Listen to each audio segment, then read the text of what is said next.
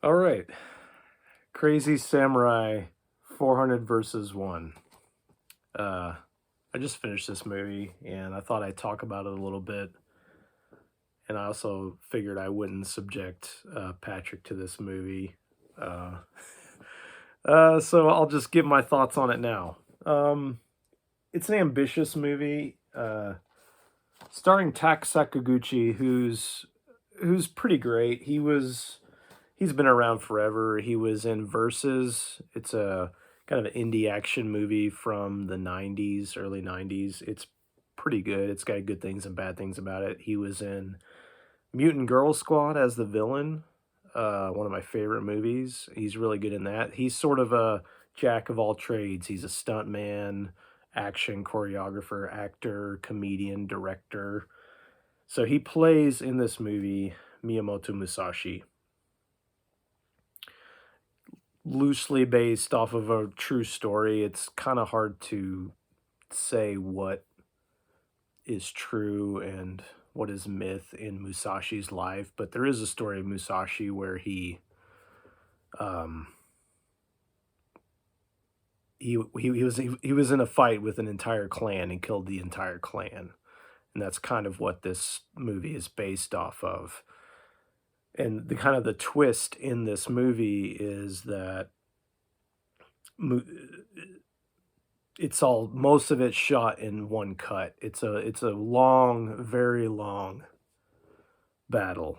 Goes from step to step to step, all one take. As far as you can tell, I mean, maybe they use some tricks to cut it, but as far as I can tell and how it's done, it it seems to be all in one take.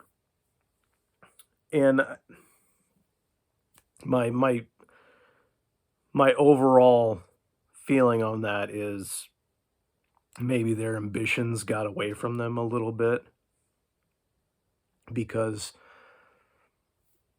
part of the things with action movies is for them to be entertaining, they have to be well choreographed, right? If it's not well choreographed, it's either boring or it's funny, okay? Badly choreographed action, such as, say, Petey Wheatstraw, okay, Dolomite, okay?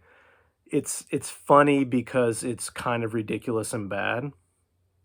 This movie isn't ridiculous and bad. It's just kind of boring. Now, and one of the ways they get around that is the action is as far as the swordsmanship goes is a little bit more realistic than your typical choreographed fight scenes.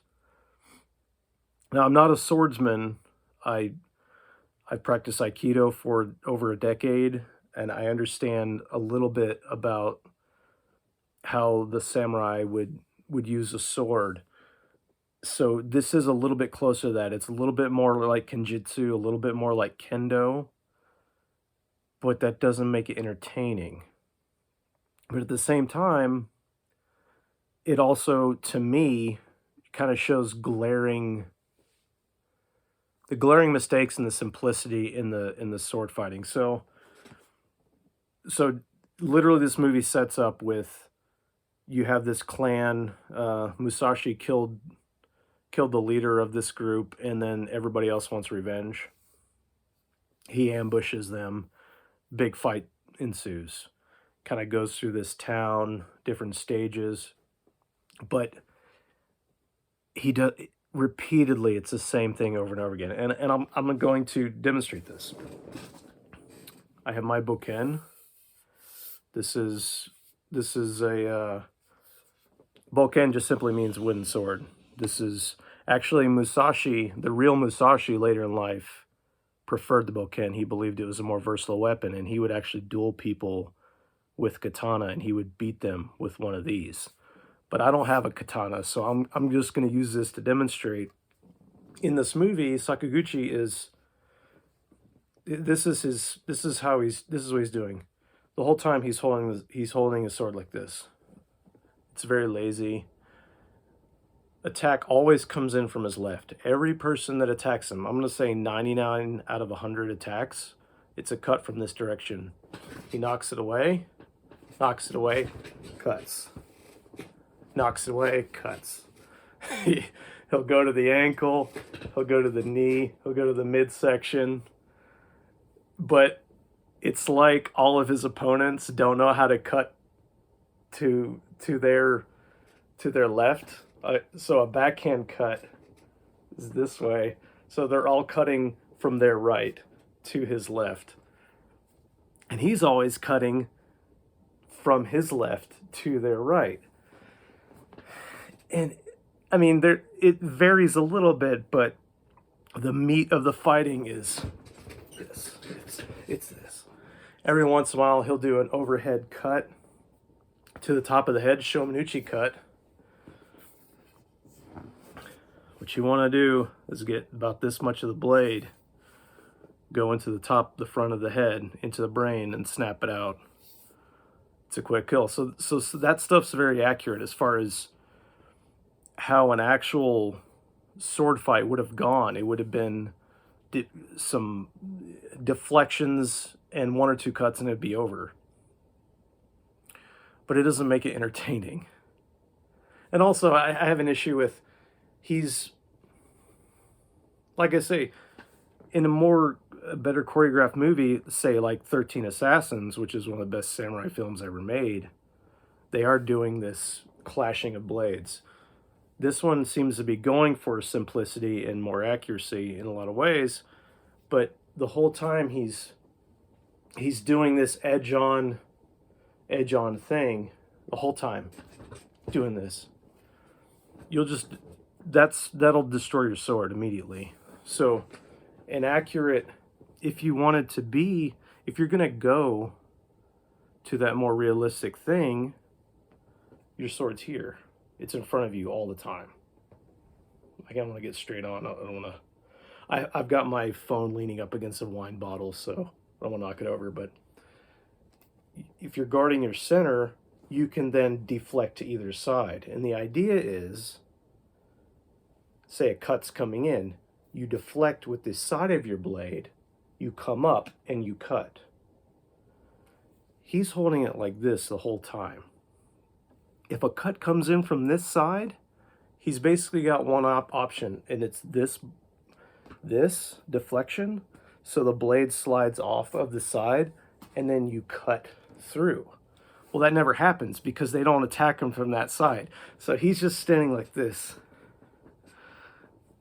He's like, sword comes in, the whole time. So it gets pretty boring. Now, they do mix it up some. I'm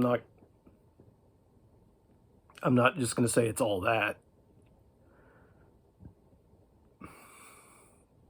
He occasionally will throw in some things where he'll grapple, he'll sweep, drop them to the knees, cut to the throat, follow through, things like this. A couple times, the real Musashi was known, he developed a two sword fighting system, so he would have a sword in each hand. Occasionally he does that. He does it 3 or 4 times in the movie, but he'll always throw the sword away. So he'll get the other sword, he'll use it once or twice, and then he'll throw it. Like, you've got an opportunity to have 2 swords, fucking use it. Because you've got a single fight that's like 70 minutes long. Okay, one take. You've got to mix it up.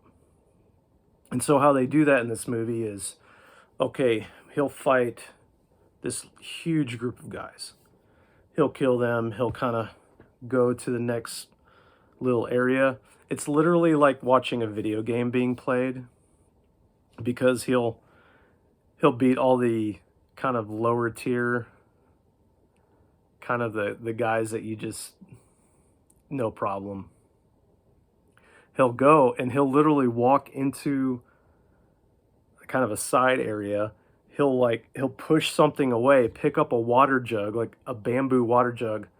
He'll take a couple sips. He'll always spit it. He always spits it on his sword in his hands for some reason. I don't know why you would want your sword to be wet. Maybe there's something I don't understand. Like, say, I'm not a swordsman, but. And then he'll go to, and they're like checkpoints. and it happens 4 times in the movie, I think. He will go to a random corner and then pick up a water jug and do the same thing. And then in between there are boss fights, basically, just like in a video game. A guy will come out, he'll say, "My name is something, something, something. I'm the head of this dojo. I challenge you." And he'll fight them and kill them very quickly. And then he'll go on to his like thing. Oh, and then the other one is there will also in between that there will be guys that will just run at him like this, which yeah, that's a thing. As far as swordsmanship goes, this is where you want to be for your cut. But they'll just run at him like this and then they'll never downswing. So they'll run at him, he'll cut him in the stomach, he'll cut another one in the stomach. He'll do about 5 or 6 of those and then go on back to his standard this thing. So it's very ambitious. Like I say, it is one cut, and you can tell he's getting tired by the end of it. But it would have.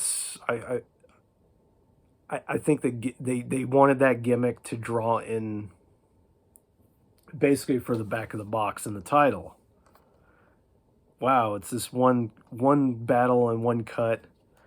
Let's bring people in for that, and that's what got me to buy it. Plus, I knew who Tak Sakaguchi was, but the fact that they had to do it that way limited the choreography, limited the detail they could put into it. Because at the end, very end of the movie, once that main battle's over, there is a very short sort of epilogue where Musashi is older, and that is a very choreographed, better fight scene than any other one in the movie. It's very short too, but it's better than all the other fights in the movie because they had time to go over it and piece it together and plot out every point to a much greater degree. But the long nature of the movie overall kind of limited what they could do, limited the scope of the action, kept it very simplistic most of the time. There were sections in there that were okay, that were more interesting. I mean, a guy came in, one of the boss fights, a guy came in with a chain weapon. I was like, ooh. You know, like the chain that's got, it basically has a knife on the end. I don't know what it's called. I don't remember. And I was like, oh, that's going to be cool. And it lasts 30 seconds. And then it's done. I'm like, God damn it. And then the other move is like, he's standing there and he's like, he's doing this. And they'll come in and he'll like, he'll knock it away. He'll knock a sword away and then hit him with it. And he's just like, this is dumb. And it doesn't even look cool. This is what you do when you're a kid and you think having a sword would be cool, but this is a good way to get your fucking head cut off. This is not anything. So that was dumb. And the fact that they made that sort of his end special move kind of thing was kind of lame. So it was kind of disappointing. I really expected more of it. And he definitely, he kills the same 20 guys the whole movie, and you'll start to recognize the guys. Sometimes they'll switch headbands or something, but there's even a point, and there's the same guy, he has this same kind of big hair, like he's got this big wig on that's probably got some kind of padding, because he always catches the sword to the top of the head.